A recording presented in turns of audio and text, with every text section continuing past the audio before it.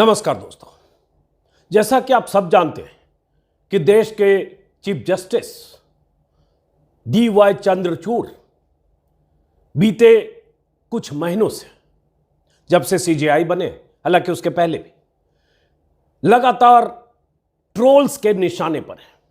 हजारों ट्रोल्स, मोदी भक्त, मोदी समर्थक, संघ समर्थक, खुद को सनातनी कहने वाले, खुद को राष्ट्रवादी कहने वाले, खुद को देशभक्त बताने वाले हजारों ट्रोल्स लगातार CJI चंद्रचूड़ को ट्रोल करते हैं, गालियां देते हैं, हर तरह की मर्यादाएं लांघते हैं, यहां तक कि उनकी बेटियों को भी निशाने पर ले आते हैं, उनके परिवार को नहीं बख्शते, उन्हें हिंदू विरोधी बताते हैं, उन्हें सनातन विरोधी बताते हैं और तरह तरह के बहाने बनाकर या उनके फैसले, उनके मौखिक ऑब्जर्वेशन, उनकी अदालत में कोई कार्रवाई हो रही है उसके पहले, सुनवाई हो रही है उसके बाद, लगातार CJI चंद्रचूड़ को निशाने पर रखते हैं।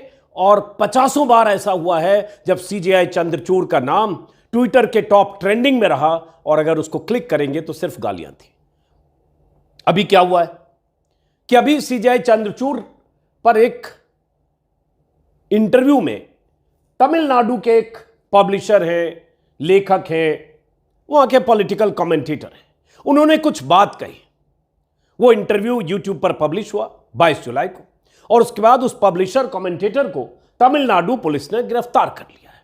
तो पहले तो समझिए ये क्या मामला है और उसके बाद आगे कि चंद्रचूड़ क्यों निशाने पर रहते हैं, खासतौर से इस दौर में जब प्रधानमंत्री मोदी के दौर में सारी संस्थाएं कॉम्प्रोमाइज्ड हैं, माना जा रहा झुक चुकी हैं, सरेंडर कर चुकी हैं, प्रधानमंत्री मोदी के सही गलत फैसलों के साथ खड़ी हो जाती है। ऐसे दौर में CJI के फैसले या सुप्रीम कोर्ट के कई बार तेवर या सुप्रीम कोर्ट का कई बार रवैया सरकार की आंखों में किरकिरी की तरह CJI और कुछ जज बने हैं, उसी का नतीजा ये तो नहीं। आगे कुछ बात करेंगे, लेकिन सबसे पहले ये मामला क्या है।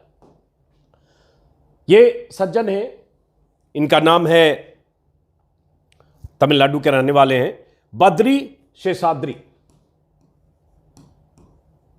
बद्री शेषाद्री इन्होंने एक तमिलनाडु के एक YouTube चैनल पर एक इंटरव्यू दिया और इंटरव्यू में इन्होंने कहा, और इंटरव्यू क्यों दिया आगे बात करेंगे, पहले इन्होंने कहा, क्या कहा, इनका स्टेटमेंट सुनिए।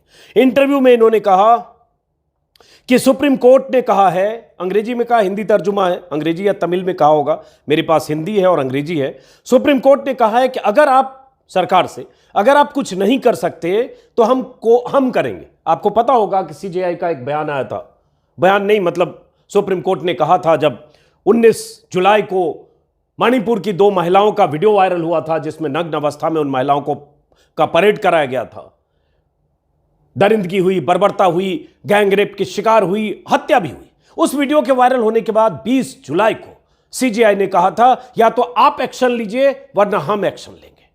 तो उसी CJI के उस ऑब्जर्वेशन या CJI की तरफ से कही गई बात को कोट करते हुए, जिक्र करते हुए कहा, सुप्रीम कोर्ट ने कहा है कि अगर आप कुछ नहीं कर सकते तो हम करेंगे, तो चंद्रचूड़ को बंदूक दे दीजिए और उन्हें मणिपुर भेज दीजिए, देखते हैं क्या वो शांति बहाल कर सकते हैं।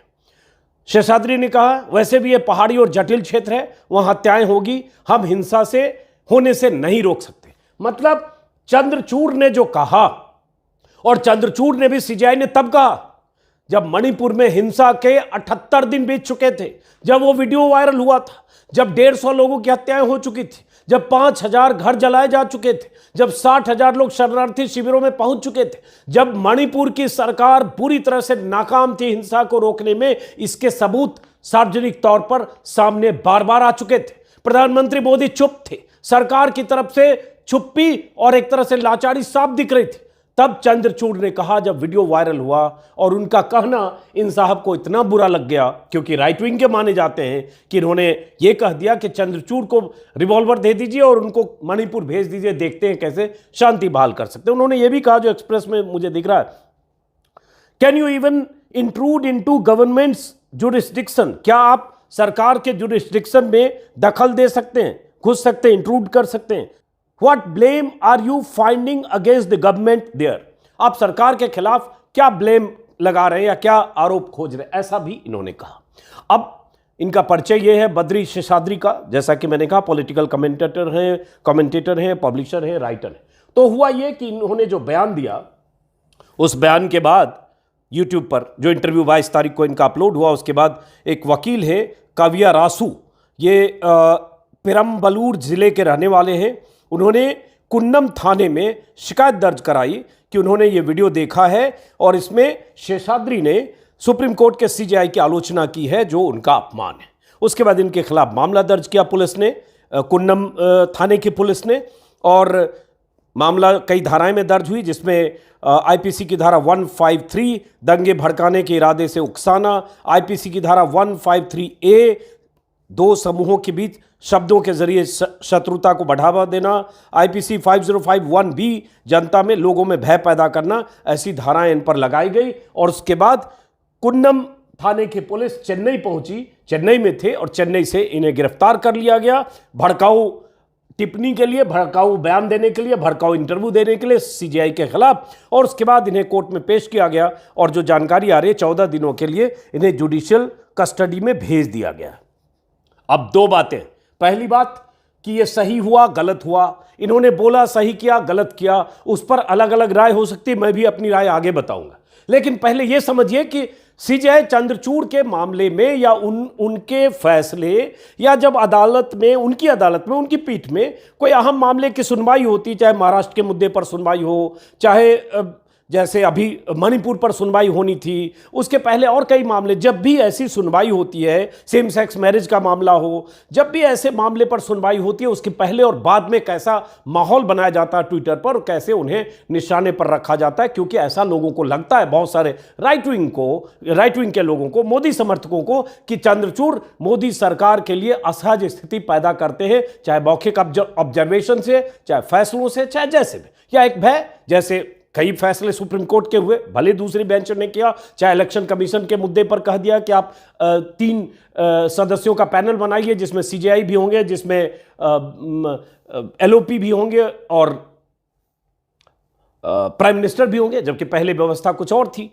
ऐसे बहुत सारे फैसले सुप्रीम कोर्ट के जिससे राइट विंग के लोग असहज होते। अब देखिए जैसे कैसे उनको ट्रोल किया जाता है, कुछ आंकड़े भी आगे आपको बताऊंगा कैसे ट्रोल किया जाता है। जैसे अब जो ट्रोलर हैं वो कोई भी सीमा नहीं छोड़ते, मतलब हर सीमा को लांघ जाते। ये अभी 2-3 दिन पहले का ट्वीट था जब चंद्रचूड़ ने ये कहा कि सरकार को एक्शन में आना होगा, नहीं तो हम एक्शन लेंगे, और किसी भी सूरत में जो हो रहा है अस्वीकार हो रहा है, जिसके बदले ये भाई साहब जो है जिनकी गिरफ्तारी। और ये भी बता दें कि इनकी गिरफ्तारी का बीजेपी ने, वैसे जो लोकल बॉडीज है उसने विरोध किया है और कहा है कि ये डीएमके पर आम आदमी के द्वारा व्यक्त किए गए विचारों से निपट नहीं पाने पर गिरफ्तारी का हथकंडा अपनाने का आरोप है। और जो स्टेट प्रेसिडेंट हैं अन्नामलाई, उन्होंने ट्वीट किया है, क्या सत्तारूढ़ डीएमके का ये जो है प्रतिशोधात्मक तरीका नहीं है जिस तरह से पुलिस ने काम किया। लेकिन सवाल यही है कि क्या ये कहना कि चंद्रचूड़ को बंदूक लेकर मणिपुर भेज दीजिए, तो क्या सीजेआई मूक दर्शक रहे? क्या सीजेआई बोल नहीं सकते हैं? और क्या जब ऐसी स्थिति हो कि सरकार ही नहीं बोल रही है, प्रधानमंत्री ही नहीं बोल रहे हैं, डबल इंजन की सरकार के सबसे बड़े चेहरे नहीं बोल रहे हैं, मुख्यमंत्री नाकारा साबित हो रहे हैं, इस्तीफा देकर बाहर जनता के बीच में इस्तीफा देने का और फिर उसके बाद इस्तीफा फड़वाकर फिर जेब में रखने का नाटक कर रहे हैं, लगातार वहां से चीख पुकार और लोगों की गुहार की तस्वीरें और वीडियो आ रहा है, जब महिलाओं को सड़क पर घुमाने की तस्वीरें वायरल हो रही, तब भी क्या अपेक्षा ये रखेंगे कि सीजेआई ना बोले, सीजेआई दखल ना दे? और दखल ना दे तो फिर सुप्रीम कोर्ट के होने का मायने क्या है? संविधान का सबसे बड़ा कस्टोडियन इस मुल्क में सुप्रीम कोर्ट है।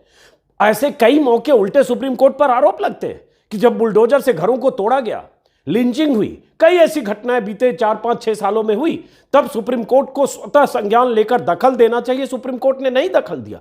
यह उल्टे सुप्रीम कोर्ट पर इल्जाम है।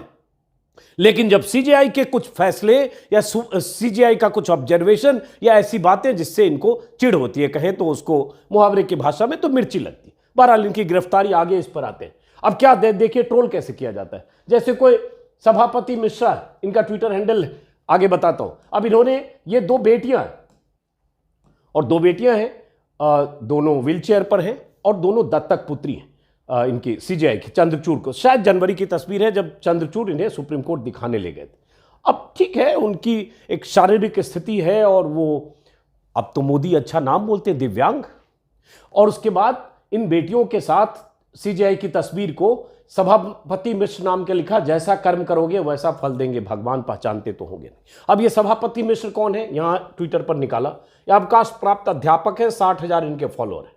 और ये साहब मुझे भी बहुत गालियां देते थे और या बहुत ही बिलो द बेल्ट ट्वीट करते थे, मैंने इनको ब्लॉक किया है। ये अभी देखा मैंने, जब 2 दिन पहले जब ये ट्वीट इनका वायरल हो रहा था, तो मैंने देखा कौन आदमी सभापति मिश्र, तो मैंने देखा, मैंने ब्लॉक किया हो। मैं आमतौर पर ट्विटर पर किसी को ब्लॉक नहीं करता आमतौर पर, लेकिन जब कोई बार बार टारगेट करे और कुछ ऐसा लिखे तो मुझे लगता है चलो इससे मुक्ति पाओ, क्योंकि कहीं नजर पड़ती है तो खामखा आपको लगता है कि ये क्या लिख रहा है, तो मैंने ब्लॉक किया क्योंकि मुझे लगा। लेकिन अब देखिए, एक अवकाश प्राप्त अध्यापक, चेहरे से भी लग रहे हैं उम्र दराज है, अगर यही है तो कई बार ये भी नहीं पता चलता है कि इस ट्वीट के पीछे कौन है, यही है कि नहीं है। मोदी जी ने खुद कहा चेहरे पर चेहरा लगा लेते हैं लोग, तो इस दौर में इतने चेहरे लोगों ने लगा रखे, पता नहीं चलता है कौन किसका चेहरा है। लेकिन इन्होंने ये लिखा।